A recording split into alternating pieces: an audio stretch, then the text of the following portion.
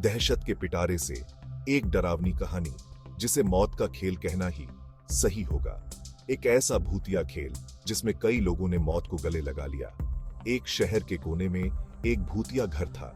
उसकी दहशत की खबर से सभी शहरवासी परिचित थे।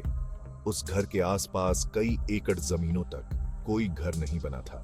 दरअसल उस घर के आसपास कोई रहना ही नहीं चाहता था। एक बार एक टीवी सीरियल डायरेक्टर उसी भूतिया घर में एक लाइव रिकॉर्डिंग सीरियल शूट करने का मन बनाता है, जिसका नाम वह मौत का खेल रखता है।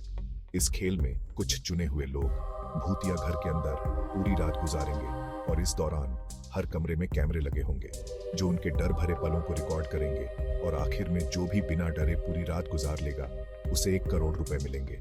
सीरियल डायरेक्टर मौत के खेल का ऐलान पूरे शहर में कर देता है, लेकिन उसे पुलिस की तरफ से एक नोटिस आता है कि आपको उस घर में शूटिंग करने की इजाजत नहीं है। वह घर खतरनाक है। सीरियल डायरेक्टर बहुत बड़ा आदमी था, इसलिए वह खुद लोगों की सुरक्षा की गारंटी ले लेता है और कुछ शर्तों को मानने के बाद पुलिस से उस भूतिया घर में सीरियल रिकॉर्ड करने की परमिशन मिल जाती है, जिसके लिए उसे दोगुने पैसे खर्च करने पड़ते हैं। पुलिस की परमिशन मिलते ही पूरे शहर में मौत के खेल के पोस्टर लग जाते हैं। मौत का खेल शहर में होने वाला था, लेकिन लोगों में उत्साह से ज्यादा डर था। पूरे शहर को यकीन था कि इस खेल में हिस्सा लेने वाले लोग जिंदा नहीं बचेंगे, लेकिन इस दुनिया में कई तरह के लोग होते हैं। उस खेल में इनाम के लालच में कुछ लोग हिस्सा लेने पहुंचते हैं। सभी लोगों को उनके नंबर दिए जाते हैं और उनके हाथ में एक इलेक्ट्रिक ब्रेसलेट पहनाया जाता है। अगर उन्हें डर लगे तो वह उसमें लगे बटन को दबाकर इस खेल से बाहर आ सकते हैं। उन लोगों में 12 लड़के और 3 लड़कियां होती हैं। दिन में ही बिल्डिंग के कमरों में कैमरे लगा दिए गए थे, क्योंकि रात को भूत उस बिल्डिंग के कमरों में बहुत डरावनी चीजें करते हैं और रात के समय अंदर जाने की हिम्मत बहुत कम लोग ही कर पाए थे। एक एक करके सभी लोग अंदर जाते हैं। सभी अपने नंबर के हिसाब से अपने कमरे को चुनते हैं और अंदर जाते ही सभी को अंदर से ताला लगाकर चाबी बाहर फेंकनी होती है। दरवाजे का ताला इलेक्ट्रॉनिक था। उनके हाथ में पहनाए गए ब्रेसलेट के बटन दबाते ही वह ताला खुल सकता था, लेकिन यह बात उन्हें नहीं बताई गई थी। अगर किसी ने वह ताला खोला तो वह खेल से बाहर हो जाएगा, जो कि कैमरे में दिखाई देगा। सभी के कमरे में निर्देश देने के लिए स्पीकर लगाए गए थे। उसी से सभी को बताया जाता है कि सभी जल्दी से अपने कमरे का ताला बंद करके चाबी दरवाजे के नीचे से बाहर फेंक दें और इसके बाद कमरे की लाइट बंद कर दी जाएगी। निर्देशों के अनुसार सभी अपने कमरे को अंदर से बंद कर देते हैं और चाबियां दरवाजे के नीचे से फेंक देते हैं। कैमरे रात की रिकॉर्डिंग के हिसाब से लगाए गए थे, इसलिए भले ही लोगों के कमरे में अंधेरा हो, लेकिन दर्शकों को टीवी स्क्रीन में सब कुछ दिख रहा होता है। धीरे धीरे डर बढ़ने लगता है। उन लोगों में से एक लड़की अचानक अपने कमरे में चिल्लाने लगती है। उसे लगता है कि कोई उसका गला दबा रहा है और वह छटपटाने लगती है। कुछ ही देर में वह डर से बेहोश हो जाती है। उसके बेहोश होते ही लाइव सीरियल देख रहे दर्शक घबरा जाते हैं। अचानक एक एक करके सभी लोगों पर भूतों के हमले होने लगते हैं, लेकिन हैरानी की बात तो यह थी कि सभी लोग खुद को ही नुकसान पहुंचा रहे थे। कैमरे की रिकॉर्डिंग में सब कुछ साफ साफ दिख रहा था। कोई अपने चेहरे पर नाखून मार रहा था, तो कोई अपना गला दबा रहा था और तो और कई तो अपना सर भी दीवार से मारकर घायल कर रहे थे। दर्शकों का डर बढ़ते देख बिल्डिंग के पास पुलिस वाले पहुंच जाते हैं, क्योंकि उस खेल को पुलिस की शर्तों के हिसाब से रिकॉर्ड करने की परमिशन दी गई थी, जिनमें से एक शर्त यह भी थी कि अगर किसी को शूटिंग के दौरान डॉक्टर की जरूरत पड़ेगी तो तुरंत डॉक्टर को बुलाया जाएगा। और जब सभी लोगों को लाइव रिकॉर्डिंग में चोट लगने लगती है तो सभी प्रोग्राम को रोकने के लिए कहने लगते हैं। रातों रात पुलिस पर दबाव बढ़ जाता है। दर्शकों में डर फैलते देख प्रोग्राम का प्रसारण रोकने के आदेश आ जाते हैं। तुरंत प्रोग्राम बंद हो जाता है और अब सब लोग उन लोगों को बचाने की कोशिश करने लगते हैं। फायर ब्रिगेड की गाड़ी बिल्डिंग के बाहर पहुंचती है, लेकिन रात के समय उस भूतिया बिल्डिंग के अंदर जाने की हिम्मत फायर फाइटर्स की भी नहीं होती।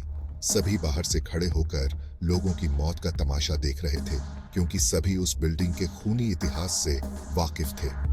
कमरे में लगे हुए स्पीकर की मदद से सीरियल का डायरेक्टर लोगों को ब्रेसलेट का बटन दबाकर बाहर आने के लिए कहता है, लेकिन किसी को भी स्पीकर से कोई आवाज सुनाई नहीं देती और न ही कोई इतने कंट्रोल में था कि वह ब्रेसलेट का बटन दबा सके।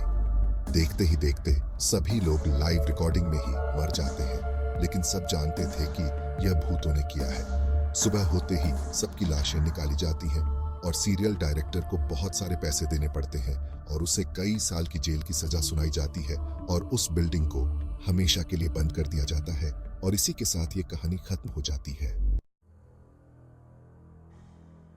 बैकग्राउंड में डरावना म्यूजिक बजाइए।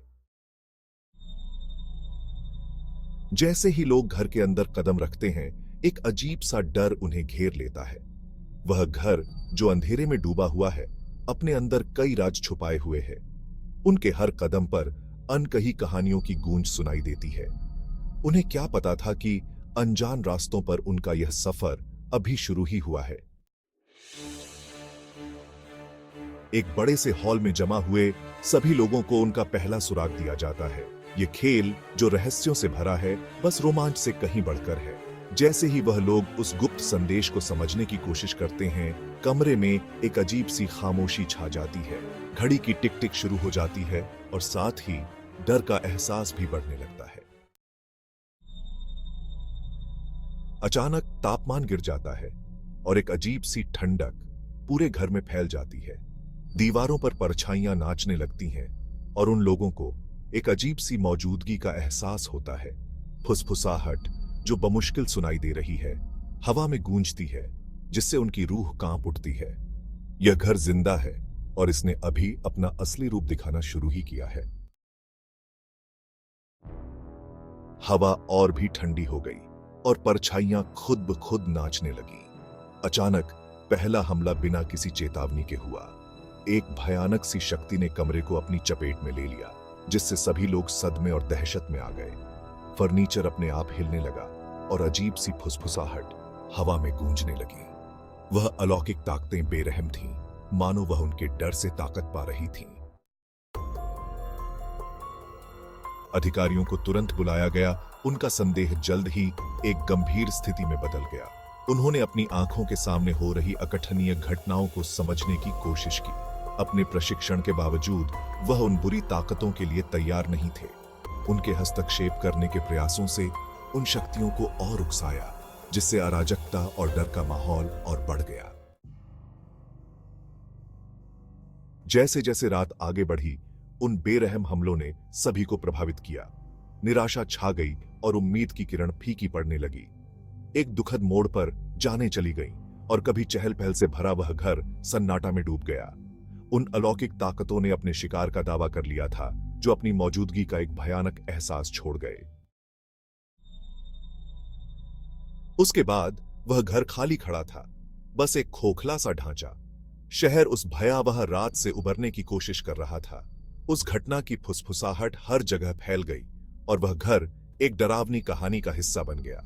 उस भयानक रात की यादें ताजा रहीं, जो उन अनदेखी ताकतों की याद दिलाती रहीं जो अंधेरे में छिपी हुई हैं।